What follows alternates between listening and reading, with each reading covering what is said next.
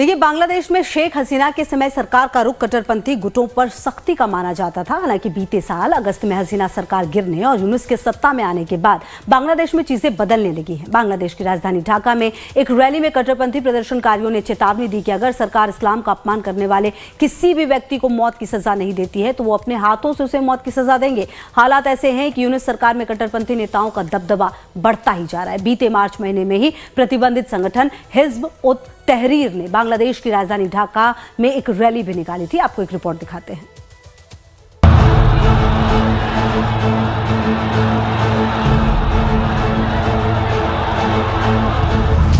अगस्त 2024 में छात्र आंदोलन के बाद बांग्लादेश में शेख हसीना को बांग्लादेश की सत्ता से बेदखल कर दिया गया और इस आंदोलन में मदद करने वाले इस्लामी कट्टरपंथी अब अपने असली मकसद पर लगता है कि लौट आए हैं। मोहम्मद यूनुस के नेतृत्व वाली अंतरिम सरकार की अनदेखी के बीच इस्लामी कट्टरपंथी फिर से सक्रिय हो गए हैं। जिन कट्टरपंथी संगठनों पर हसीना सरकार ने प्रतिबंध लगाए थे वे बांग्लादेश को अब कट्टरपंथ की राह पर ढकेलने के काम में जुट गए हैं। बांग्लादेश की राजधानी ढाका में एक रैली में कट्टरपंथी प्रदर्शनकारियों ने चेतावनी दी है कि अगर सरकार इस्लाम का अपमान करने वाले किसी भी व्यक्ति को मौत की सजा नहीं देती है तो वे अपने हाथों से उसे मौत की सजा देंगे। इतना ही नहीं, मीडिया रिपोर्ट के मुताबिक कट्टरपंथियों ने घोषणा की है युवा महिलाएं अब फुटबॉल नहीं खेल सकती। जबकि बांग्लादेश के एक शहर में कट्टरपंथियों ने पुलिस को एक ऐसे शख्स को छोड़ने के लिए मजबूर किया जिसने सार्वजनिक रूप से अपने बाल न ढकने के कारण एक महिला को परेशान किया था, फिर उसे फूलों की माला पहनाई। इसके अलावा नए संविधान का मसौदा तैयार कर रहे अलग अलग राजनीतिक दलों के अधिकारियों ने भी माना है कि इस दस्तावेज में बांग्लादेश की परिभाषित विशेषता के रूप में धर्मनिरपेक्षता को समाप्त कर देने की बात हो रही है। बांग्लादेश में चीज़ें बहुत बिगड़ रही हैं।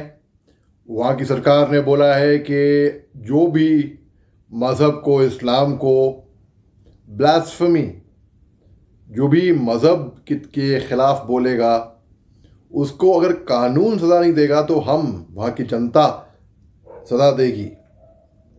ये जंगल राज है, क्या है समझ में नहीं आ रहा। ये ख़राब बात है। कानून को कभी भी अपने हाथ में नहीं लेना चाहिए। मीडिया रिपोर्ट्स के मुताबिक कट्टरपंथियों की मनमानी से सबसे ज्यादा दुखी छात्राएं हैं जिन्होंने हसीना को सत्ता से हटाने के आंदोलन में साथ दिया था। उन्हें उम्मीद थी कि इससे बांग्लादेश के हालात में सुधार होगा, लेकिन यूनुस सरकार पर हावी कट्टरपंथी अब देश भर में महिलाओं को टारगेट कर रहे हैं, जिससे महिलाएं खुद को ठगा हुआ महसूस कर रही हैं। ढाका यूनिवर्सिटी की एक छात्रा का कहना है, हम विरोध प्रदर्शनों में सबसे आगे थे। हमने सड़क पर अपने भाइयों की रक्षा की। अब 5 से 6 महीने बाद पूरी बात बदल गई है।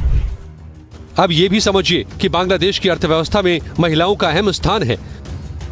देश के वर्क फोर्स में महिलाओं की हिस्सेदारी 37% है, जो दक्षिण एशिया में सबसे ज्यादा है।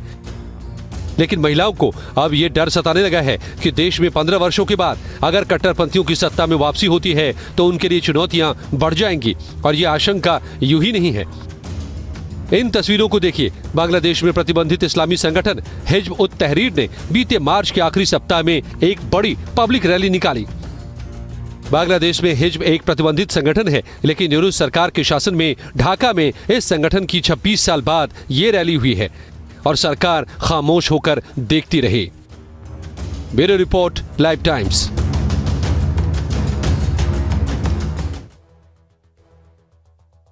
देखिए, एक तरफ बांग्लादेश तेजी से मोहम्मद यूनुस के हाथों से फिसलता जा रहा है तो दूसरी तरफ बांग्लादेश के मुखिया मोहम्मद यूनुस भारत से लगातार पंगा ले रहे हैं। कभी भारत के खिलाफ जहर उगलते हैं तो कभी चीन को न्योता देकर भारत की टेंशन बढ़ाते हैं। लेकिन अब यूनुस सरकार ने नया दाव खेलकर खलबली मचा दी है। बांग्लादेश के अंतरिम सरकार के सूचना सलाहकार महफूज आलम ने दावा किया है कि शेख हसीना की आवामी लीग पार्टी ने 1 लाख से अधिक सदस्य उनके पीछे पीछे भारत भाग गए हैं। पूर्व पीएम शेख हसीना की आलोचना करते हुए महफूज आलम ने यहां तक कहा उन्होंने अपने माता पिता की हत्या का बदला लेने के लिए लोगों को जबरन गायब कर दिया और उनकी हत्या करवा दी। बांग्लादेश समाचार पोर्टल bdnews24.com के मुताबिक मोहम्मद यूनुस के सलाहकार महफूज आलम ने ये टिप्पणी ईद के अवसर पर आयोजित एक समारोह में की थी। सरकारी न्यूज एजेंसी BSS ने बताया कि बांग्लादेश के अंतरिम सरकार के सूचना सलाहकार महफूज आलम ने शेख हसीना की आलोचना की और कहा कि इस तरह के लापता करने के लिए विभिन्न सरकारी संस्थाओं का इस्तेमाल किया गया। हसीना अब भी भारत में रहकर देश के खिलाफ साजिश रच रही है, जो बेहद दुर्भाग्यपूर्ण है। आवामी लीग माफिया गिरोह के रूप में काम कर रहा है और महफूज आलम ने कसम खाई कि पार्टी को बांग्लादेश में कभी भी राजनीतिक पकड़ हासिल नहीं करने दी जाएगी। उन्होंने कहा कि यह दुर्भाग्यपूर्ण है कि भारत ने उन्हें और उनके आतंकवादी ताकतों को पनाह देना चुना है। हमें पता है कि आवामी लीग के लगभग 1 लाख सदस्यों ने वहां शरण ली है। शेख हसीना ने अपने माता पिता की हत्या का बदला लेने के लिए लोगों को जबरन गायब करने और हत्याओं को एक हथियार के रूप में इस्तेमाल किया है। महफूज आलम ने आरोप लगाया कि सबसे ज्यादा लोगों को जबरन गायब करने की घटनाएं 2013 और 2014 में हुई, जब लोग अपने मतदान के अधिकार के लिए लड़ रहे थे और इस कार्रवाई का मुख्य मकसद चुनाव प्रणाली को बर्बाद करना था।